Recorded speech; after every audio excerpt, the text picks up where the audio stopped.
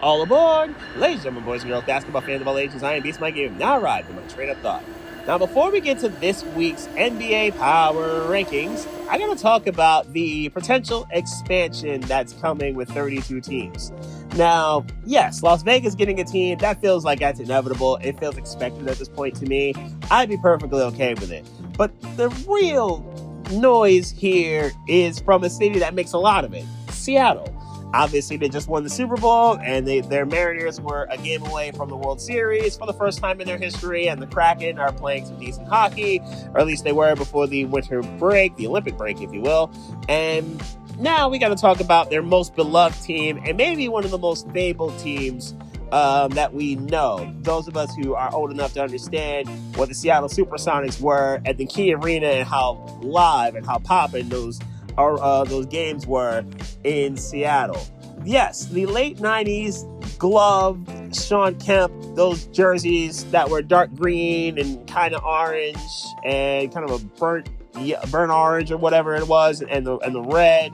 Those jerseys were fire. I love those. Detlef Schrempf obviously was in those as well. Sam Perkins was in those. Like, those were fire, yes. Ben Baker, I remember him as a Sonic as well. But the early 90s Seattle Supersonics with the basketball and the skyline, you see the Space Needle there.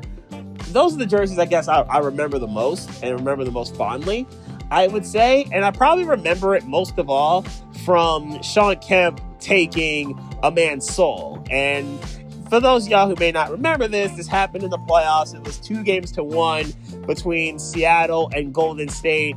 This was in 1991, and Sean Kemp off a fast break, and he just took a man's soul. It was former Sonic Alton Lister. They call it the Lister Blister, if you will. He bangs on him. Okay, that's bad enough. But then he taunts him. He points at him. After he takes the man's soul, he points at the empty vessel that is currently on the baseline. To this day, he may still be there. We don't know this. But in any event, this was kind of the announcement of the arrival of those Sonics in the glove Rain Man era of Seattle basketball. Yes, they had the Kemba Mutombo moment where they were the 1 seed and choked that, but that's beside the point. They also had an NBA Finals run where for some reason George Karl didn't have Gary Payton on mic, which I don't recommend that when he was Defensive Player of the Year that year. Anyway, bring back the Sonics. I'd love to see them back. I think a lot of people would love to see them back. Bring back the Seattle vs. Portland games. I'm here for it. Let's go. But anyway, that's enough of that. And we need to get to the power rankings as a whole. And we're going to start with the Fulton, Kentucky zombie tier as always. Sacramento, the cratering continues. They've lost 14 straight. Now, normally this would be a pretty bad thing, and well, actually, generally, to be honest, it's a very awful thing, but they're only halfway there for the record that the Pistons literally just set a few years ago for the longest losing streak in a season in NBA history. Can Sacramento set this record? Yeah, probably. They're bad enough to do it, to be honest, and they play bad enough to set this record. Quite frankly, they could unquestionably challenge this. With the way they played. They got destroyed by the Jazz. I don't recommend that at all. Utah's not even really trying to win games, and they got cooked by the Jazz last night. Their next chance to try to win a game will be after the All-Star break, first night back next Thursday against the Magic, who are kind of mid, as you'll hear later in these rankings. But Sacramento has a real shot to set this record. They really do. To be honest, it's not a bad thing because this draft is pretty stacked and the Kings need as much high-end talent that's young and able to get busy right away as humanly possible. Washington, so not interesting.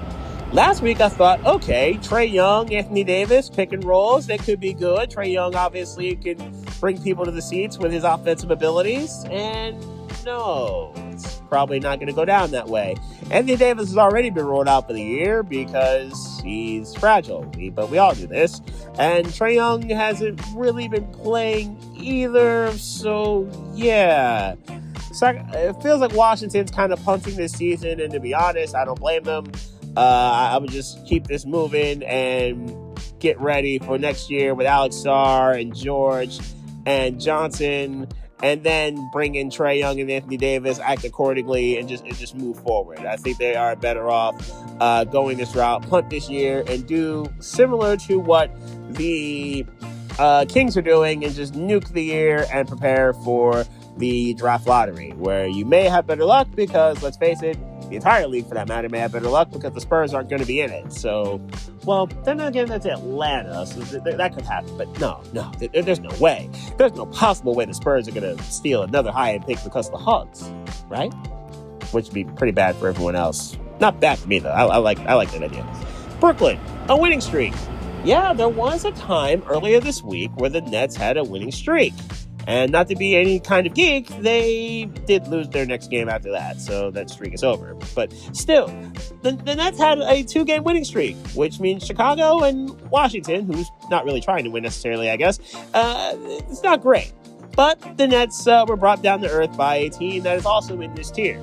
I will explain that team in a few seconds, but the Nets getting a little bit of luck thus far with a couple of straight wins. And that's another team that needs high-end talent and big-time stars immediately.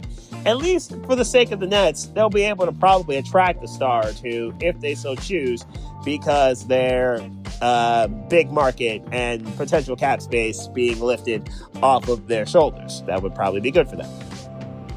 New Orleans, decent last 10. To the Pelicans' credit, they're 5-5 in the last 10, and though they're bad, they're not overly trying to tank like Sacramento, Utah, and Washington are. More on the Jazz in a sec. And I think I like that. I like seeing Zion healthy. Good. Stay that way. Stay healthy if you can. That would be nice. And as long as he is, all right, fine. You still have some promise to build around.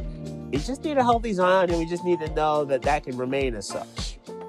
Other than that, there's a lot that's got to be worked with. And it's a shame, too, because Troy Murphy's had a really, really good season. It's just going to get wasted. Anyway, now the Jazz. No Triple J. Jaren Jackson got shut down earlier today. He's out for the year, and that's a pretty bad loss considering how good he has been this year, not only in Memphis, but also in Utah, where he played really well. But then again, the Jazz are probably playing some 3D chess here in the sense of, oh, wait, he's our best defensive player, and we're kind of not trying to play that much defense. Let's shut down Triple J and kind of move forward with this whole tanking idea and this quest to finally get the first overall pick, because the Jazz have failed so badly at doing it over the last few years. By the way, what Utah did against Orlando recently was some diabolical stuff. Like, they had an easy lead against the Magic, and then Kessler, Triple J, and Markkanen all didn't really play that much in the fourth quarter, and then the Magic came back and beat them because the Jazz's B team was on the court getting their lumps against the Magic. And some NBA fan pointed that out on Twitter. It was just like, oh, this is some blatant tanking. Although we knew this because the Jazz have been trying to do this for like 5 years now. Dallas, Flag looks excellent. And that is the case. But Cooper Flag has been excellent, and the rest of this team, not so much. But then again, we knew this. Nick Marshall, to his credit, has played well, though. I will give Nick Marshall his flowers. He's played some really good ball lately. And they're literally playing the final game before the All-Star break, so we'll see how that goes and if they can break their 8-game losing streak. But in the meantime, between time, they got a star to build around. Great. Awesome. But now they got to actually build around him. That would be kind of nice. And Indiana understood the assignment. Remember last week's thought about the Pacers where I said I really hope they could trade for a big and maybe get Walker Kessler out of Utah because they need that defensive presence in the paint so that when Halliburton gets back, they can go to work next year? Well, as it turns out, Indiana must have been listening or tapping my phone or something. They promptly traded for Zubac right after I uploaded the Power Rankings video. So I couldn't even go back and amend that statement because they understood the assignment. So I'm going to take this time to give Indiana their flowers in understanding what they needed to do. Now, sure, Ben Mathurin goes back to LA, but we could kind of say that this was a necessary thing to do because the guard spots in Indiana are a logjam with all those boys that can shoot in Indiana, and plus Halliburton coming back next year, so they needed to free up a spot. I love this for the Pacers, and I think with a healthy Halliburton next year and then the high pick they're going to get in this draft coming up, Indiana is going to be right back in contention, I would say, for the 26-27 season. The Pacers are going to be back, and they're going to be nasty once again with a bunch of shooters and a defensive minded big and Zubac in the paint. Can they get a power forward to go with them? Maybe Boozer? I think that would be a really good look for the Pacers. And now let's go to the Birmingham, Alabama Monkey's Paw Tier. Memphis, painfully rebuilding. Yeah, losing Triple J and Desmond Bane in the last year, as I talked about last week, is not great. But not being able to trade John Morant, also not great.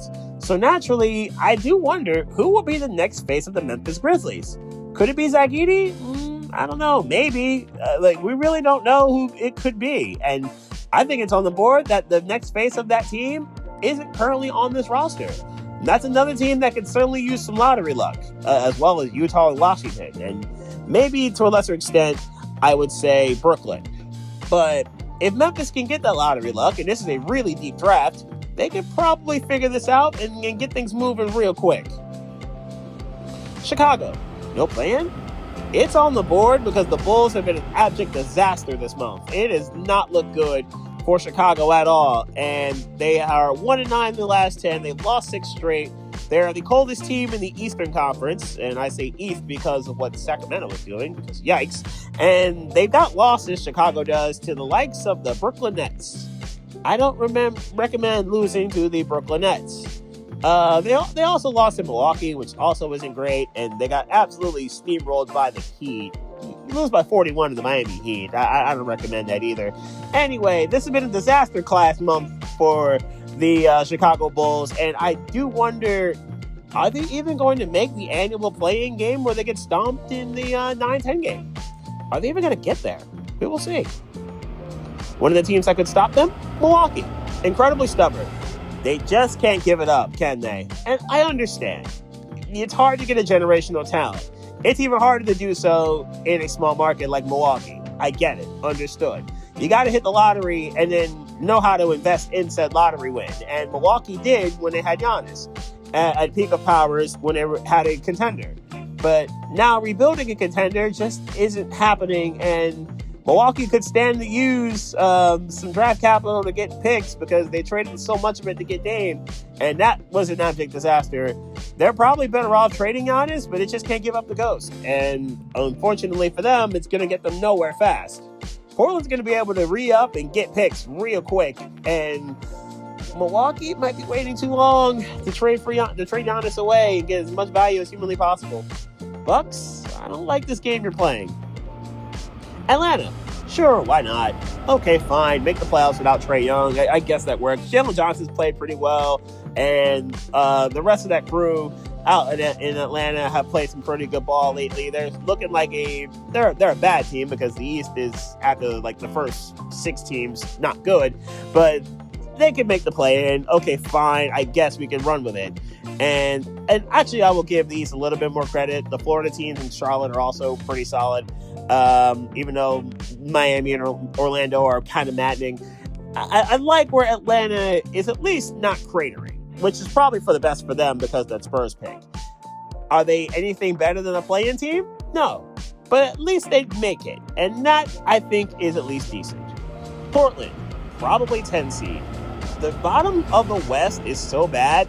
By default, the Blazers should make the playoffs. And it's really from Memphis on down where it's awful out there in the West. So I guess the Blazers will probably make it unless they absolutely crater down the stretch. And okay, fine. Demi Avdija, as long as he's healthy, yeah, he should help carry them to the playoffs. Well, play in, because they're no further than that, to be honest. Because whoever is going to get the 7 and 8 seeds out west, yeah, your season's going to end in like 4 games, and maybe 5 if you're the Spurs and the Thunder are being generous, because those are far and away the 2 best teams in the Western Conference. Even though Denver and Houston may have something to say, this could be a very brutal end of their season. But if Portland is to get in, it's actual tangible progress, and you want to see that from a young team like the Blazers have. Good on you, Portland. Let's see if you can make the playoffs. One of the teams that they're going to fight for that in this situation, the LA Clippers. Kawhi Leonard revival. He has played really well this year, and he's top 10 in scoring, and he's looking very healthy and very not quite up to his 2019 God mode form, but he's kind of looking pretty good, similar to bubble Clipper form. Well, since that awful Game 7. Kawhi Leonard has played some really good ball, and maybe Ben Mathurin and Darius Garland in the backcourt helping out Kawhi Leonard could help matters. I do wonder about how they're going to deal with the loss of Zubas. I think that's going to be the question there in terms of the interior stuff. The exterior stuff, getting two guys that can legitimately score, and Mathurin can get his jump shot, I guess, improved, I'm okay with this. And for the future, Garland and Mathurin could be a pretty solid 1-2 punch. We'll see what the Clippers do with it. And Golden State, round 1 ceiling, even with Steph Curry, and maybe Steph could steal a couple games. But this feels like a team that if they get out of the play-in, their ceiling is round 1 because of the Titans in the Western Conference. And they just don't have enough scoring aside from Steph. We saw last night when they played San Antonio. They got out to a great start. Draymond Green was respectable against Wemby. They were hitting their jumpers for 3 quarters. Everything was looking good. And then the fourth quarter happens. San Antonio gets scorching hot, and there was a 20-2 run at one point. The defense clamped up Golden State, and Wemby and De'Aaron Fox and Stephen Castle absolutely slaughtered the Warriors. And sure, this is without Steph Curry, so this is a different game. And we could say this because Golden State effectively stole 2 games against the Spurs in San Antonio with Steph. But as we can see, if you face like a real team without Curry, it's going to be that much harder and that much more impossible. It's already hard enough without Butler. But in a best of 7 against the Titans of the Western Conference, I think there may be a 5-game series at best. And maybe 6 if you have Steph with you. Let's go to Wilmington, Delaware for the playoff tier. Miami, similar to Warriors. Now, I will give the Heat this. In terms of depth, I like it. I actually do like what they have in terms of like quality, or quantity, I should say, on the court. Storm and Norman Powell. He's had another good season. I like that he's going to the All-Star game. Good work on his part. I like what Adebayo is fine. Tyler Hero is fine. Andrew Wiggins is fine. Like Davion Mitchell. Okay, fine, cool. But that's just it. They've got a lot of good, but not really too much great. Maybe it feels like the Green Bay Packers without a Micah Parsons to me, in the sense of a lot of good, but nobody that really puts them over the top, like no alpha guy that can say, okay, I got you boys. I'm going to carry us to the top here. They just don't have that. And it's bothersome because the Heat are too stubborn, similar to Milwaukee, and I guess the opposite way, of I'm not going to go get that alpha guy. And Miami either goes and gets one of those, or a Davion Mitchell, a Cattell Ware, or a Javi Jaquez turns into an alpha guy. That's just all they're going to be. Like Chicago, one of those play-in teams that you can count on as an 8, 9, or 10 matchup, and they'll win or lose whatever, and then get destroyed in the playoffs if for some reason they make them properly. That's kind of all Miami is to me, and until they show me different, that's just what it is. Orlando, something's missing. The Magic, I think, do have an alpha in Paolo Banchero. I think he can be an alpha guy. The problem is, after him and Bane and some Wagner, I just don't know if anybody else can be relied on, per se, and take that next step forward. Again, it kind of disappoints me that they haven't made that jump into the upper echelon of the East, similar to how Detroit did. Obviously, more on the Pistons later. But the Magic are at least a playoff team. They're at least playoff worthy. I just don't know if they're anything further than that, and that kind of bothers me. I wanted to see them take a jump forward, and it just hasn't happened, and I just don't think it will. That is really disappointing, even though I will say that Anthony Black has played really well this year, and I like what I'm seeing from him. He's at least taking a step forward. That's a good thing. Charlotte, keep this going. Okay, they've won 11 of 13. They have been scorching hot down the stretch in this before the All-Star break.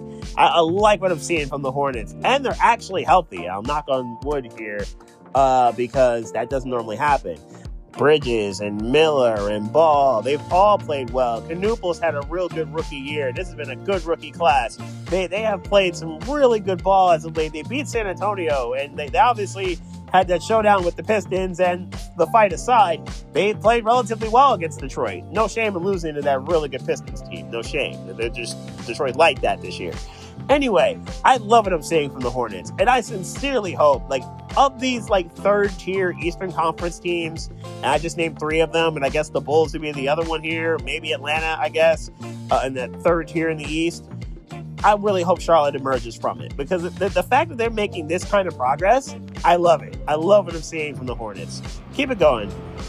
Phoenix, wondering about Green. Jalen Green was the centerpiece of that Kevin Durant trade, right? And yet somehow he hasn't really made that jump. Fortunately, they've been able to get away with it because their defense has been so good. But as we know in the playoffs, you're going to need a second guy to really put the ball in the hoop like that. They have their primary, obviously, in Devin Booker. But in the case of Jalen Green, can he become that guy that he was billed to be? Now, Dylan Brooks has been pretty good, sure. But Brooks, obviously, getting the technical fouls. He's going to miss the first game coming back from the All-Star break due to the 16th tech. That's not great. Still, I like what I'm seeing from Phoenix in the sense of, okay, that defense is actually pretty legit. Good. Can they keep this going? They'll be tested again against the Spurs, who they've actually played pretty well against in the first 2 battles. They've actually won both of them. The first one was a blowout, believe it or not.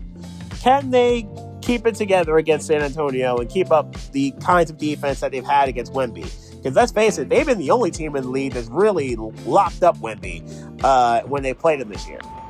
Philadelphia, Embiid's health.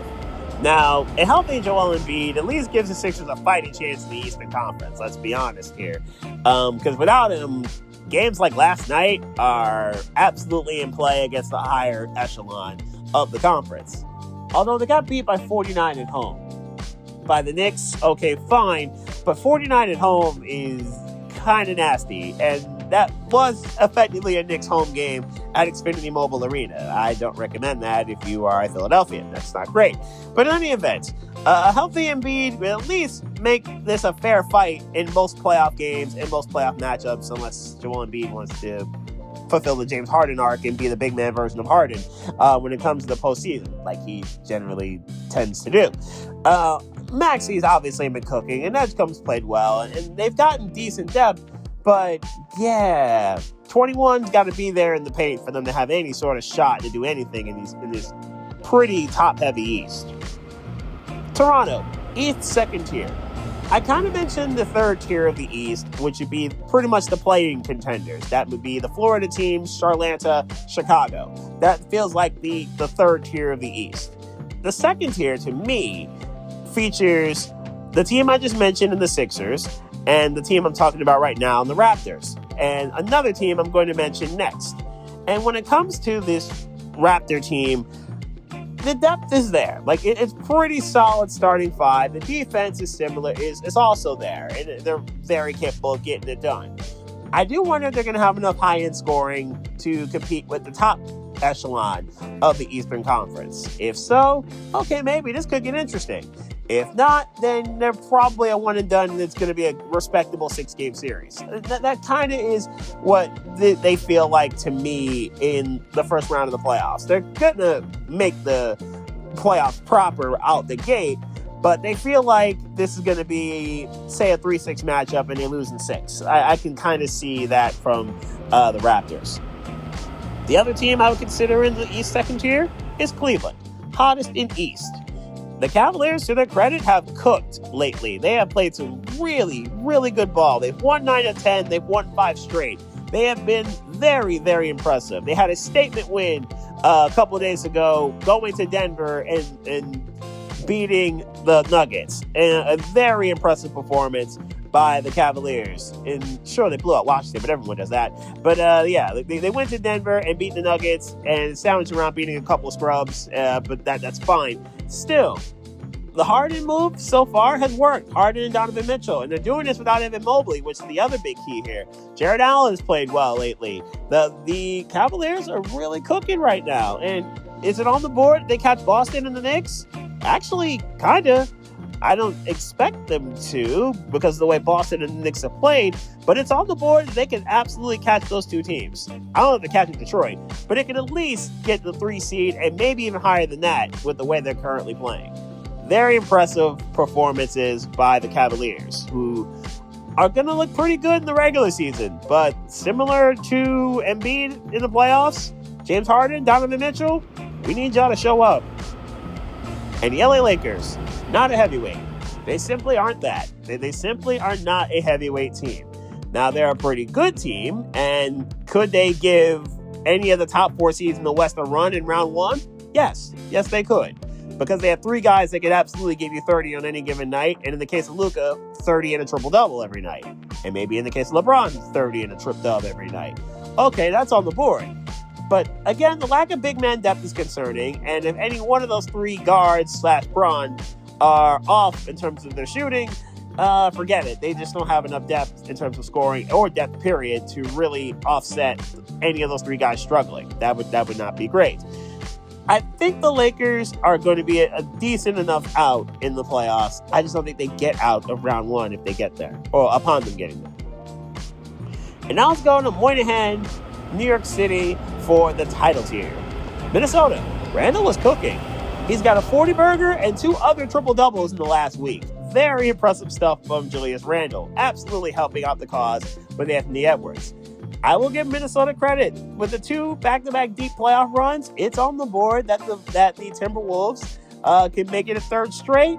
Yes, especially if you're going to get these kind of performances from Randle and Anthony Edwards, with all the depth that they have shown that they've had over the last couple years. Are they capable of getting past round 1? Yeah, probably, especially if this keeps going. I don't see it, but I'm not going to completely exclude Minnesota from saying, okay, you can't get out of round 1. I'm not going to say that they can't do it. Denver, same story here. The more things change, the more things stay the same. It's not just Nikola Jokic being in God mode and averaging a triple-double and is on the board for him winning another MVP yet again, because of course he is. It's also Jamal Murray doing his thing and cooking. I guess the question is what it's always been when it comes to this Nuggets team. Options 3 through 8. Will you show up enough when it's go time? You're going to have to, especially considering the other 3 top teams in the Western Conference have a lot of depth. And if Houston can shoot, they got a lot of shooting to go with that depth. I do need to see those others 3 through 8 show up. And otherwise, it could be a very disappointing end to the Nuggets season if they don't. Boston, could Tatum return? It's been documented. Jason Tatum has actually been practicing over the last couple of weeks. He's actually practiced with the G League team from Boston. They actually came up to TD Garden to practice with Tatum. And the word is he could be back in March. If so, then a really good Boston team just got their best player back, and now they have a real shot to come out the East for the 2nd time in 3 years. There's a reason why they traded for Vucevic, right? He gives you what Porzingis can in the sense of, okay, he could be a stretch 5, if you will, shoot a little bit, but definitely rebound. And obviously with Tatum and Jaylen Brown, you got 2 solid defenders. And not to mention all the other depth that Boston has on their roster. Boston can't keep getting away with this, yet they keep finding a way to get away with this. Again, how many souls did you sell to make this happen, Boston? We need to know, and we need to know how you did it. Didn't help you in the Super Bowl because no soul was going to help Will Campbell block, but that's an entirely different story. We really talk about that right now. Houston, perimeter shooting questions. There's a reason why I mentioned the Rockets earlier on with the Denver blurb and saying like if Houston can get their shooting right. The Rockets shooting has been pretty sus lately, and the fact that it's struggled as much is disappointing considering all the guys they got. Kevin Durant aside, Durant's been balling, but everyone else, it doesn't fit right. Şengün's doing his thing, but obviously he's not the guy you're relying on to shoot. Reed Shepherd, we need you to shoot a little bit better. And we need Amen Thompson, we need you to shoot a little bit better. Like, aside from, I trust those guys, though. I do trust eventually they're going to get it right. I do need to see the depth, aside from those 4 I just mentioned, also do its thing. If so, the Rockets have a real shot to make some noise here. I think in the pecking order in the West, I trust them 4th, but Houston is trustworthy as long as they get their shooting together. New York, aside from Brunson, can the other guys do what they need to do? And this especially means Karl Anthony Towns. That guy fouls out way, way, way too easily. They lost to the Pacers probably because he fouled out way, way, way too easily. And the Karl-Anthony Towns that can dominate people like he did against the Sixers, which this wasn't a fair fight without Embiid, that Anthony Towns could absolutely help the Knicks win a series and 2 series potentially. Can he help them beat Detroit? I don't know about this version of Detroit. But if you can get really good Anthony Towns to go with really good Brunson, so Brunson's going to cancel out Kane. You would want Cat to cancel out like Duran or something. Do they have enough depth aside from those two to cancel out all those boys in Detroit? That may be the inevitable conference final. Well, unless Boston has something to say about that, because the Celtics may face them in round 2 again. And now to the big 3. And I didn't change the order here because, quite honestly, I didn't really need to. Even though Oklahoma City made me think about it for a brief second with San Antonio. Anyway, Detroit, Spurs, and Thunder. Over the span of 36 days, and this is starting from February 23rd, the Pistons are going to play the Spurs and Thunder 4 times. They somehow didn't play either of those teams up until this point, obviously. They're going to be tested and against the 2 other real heavyweights in the NBA as of right now. And I am very much looking forward to seeing what Detroit's made of against those 2 teams. And the first of which is going to be San Antonio coming up on the 23rd. And then obviously 2 days later, they get the Thunder. And then twice in March against both those teams. They get the Spurs out of the way early in March. And at the very end of the month, they get the Thunder. So I'm looking forward to seeing what Detroit's got against the 2 heavyweights, the true heavyweights in the Western Conference. And seeing if their depth can match up with San Antonio's. Do they have enough scoring to deal with the Thunder or the Spurs? That will be a really fun test for a Pistons team that's coming of age, similar to San Antonio. Casual California cooking. Now, the Laker game, to be fair to LA, was not a fair fight. It simply wasn't. They decided to play their B team against the Spurs. Really bad idea, as Wembanyama could have probably dropped 100 if he really wanted to, and San Antonio basically stopped him at scoring only 40. I say only because he only took 26 minutes to score the 40. It was absolutely absurd what we were watching here. De'Aaron Fox and Devin Vassell didn't have to do anything, and they still got absolutely ran out of the building. The Lakers did. Well, pretty much without their A-level guys and S-tier guy in terms of Luka. But then they go to California, at least up the coast in California, from LA to San Francisco, and they go face the Warriors on a back-to-back night. Golden State had a 16-point lead on them, and San Antonio inverted the lead basically in the 4th quarter. This was absolutely insane what San Antonio has been able to do lately. 6 straight wins going into the All-Star break, the hottest team in the game as of this moment. Like I said, they will be tested. They have some unfinished business with Phoenix to settle because the Suns have done really well against the Spurs this year. And then they have some business to settle with Detroit coming up to start the second half of the season, if you will. It's going to be a big test for the Spurs to get past those 2 games and maybe see if they can get closer to Oklahoma City. Jalen Williams' health. Like Embiid, Jalen Williams' health has been real spotty this year. And Williams, obviously due to the hamstring and various other injuries that he's had over the course of the season. The hamstring flared up once again. He literally just got back last week, and it's going to be reevaluated after the All-Star break. So we'll see what happens next week when it comes to Jalen. He has really not been himself. SGA has missed some time lately as well, and Chet Holmgren's missed some time lately. Those 3 guys didn't play in the last matchup with the Spurs, which is why I barely even register that on the radar as a Spurs fan. But they're only up by 3 games on San Antonio. And is it on the board that the Spurs catch them? Yes. With the way San Antonio's playing, the way Oklahoma City has had their injury issues, it's absolutely on the board that Oklahoma City gets caught and loses the 1 seed. Obviously, San Antonio has tiebreaker on the Thunder. Can they be caught? That will be the real question. If not, okay, fine. But it's also on the board, even if they don't get caught, that San Antonio could beat them in a best of 7. And to be honest, in the Western Conference, the Spurs are the only team I think that could beat the Thunder in a best of 7. And there you have it. That's this week's Power Rankings in the NBA. Coming up on Monday, Miami Mock Volume 4. I've had 3 different picks to be in the first round for each of these mocks. We've had Mansour Delane in one of the mocks as the first pick. I've also been able to draft Caleb Downs and absolutely steal him at the 11th spot.